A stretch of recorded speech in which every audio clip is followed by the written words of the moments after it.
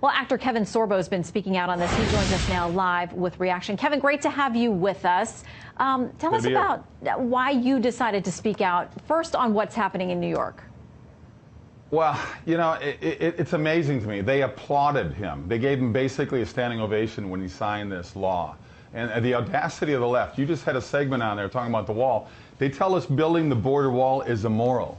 But killing a baby right at 9 months is okay, and that's fine. You know, there's a group of people about 70 years ago that decided what lives were worth living, what lives were not. And they were called the Nazis. I mean, it's incredible to me how far this country has fallen into such a weird space. It's just sad. Well, and you know many on the left are going to say that's not an accurate representation. We had someone from Planned Parenthood in the first part of our show and said that there really isn't abortion up until birth, but we know that there are 8 states now in D.C. that allows it pretty much up through a due date. One abortion provider who's speaking out, Dr. Jennifer Gunter, says this: "Spare me the lies. Abortion after 24 weeks is very rare. It is very expensive. These are not whims because a woman is tired of being pregnant. These are situations with tragic fetal anomalies, sometimes compounded by maternal health issues." What do you make of that?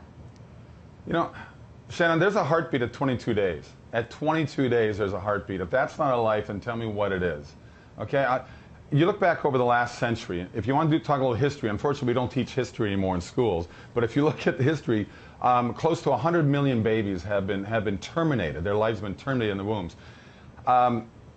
Women, I do a lot of speaking events. I do a lot of pro-life speaking events across the country. I've been doing about 7 years now. People can go to kevinsorbo.net and check it out if they want me to come to their state. But you look at what's going on with these women that want abortions. They talk them into doing a sonogram. Of 100% people that want abortions and they do that sonogram, 80% change their mind. You know why? They hear a heartbeat and they realize that heartbeat is not their own. 80%. We got to get more of these sonograms out there. It's very important for people to realize what's going on inside their bodies. What kind of reaction are you getting? What kind of response? I mean, you don't seem to be shy at all about sharing your positions there in Hollywood. No, I'm sure. I'm gonna get it from the other side. Of course I am. I get it all the time. I mean, I've had people call for my death because I believe in God, you know. So, I mean, it's incredible to me what people do and go crazy about over the stupid and silliest things to me.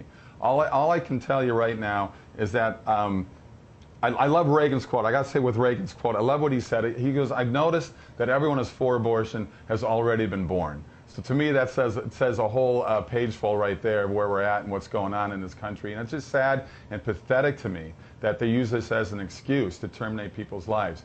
People, it's not pro-choice. Baby's not getting a choice in here. It's either life or death. And most people that are obviously in the pro-choice world, they're choosing death.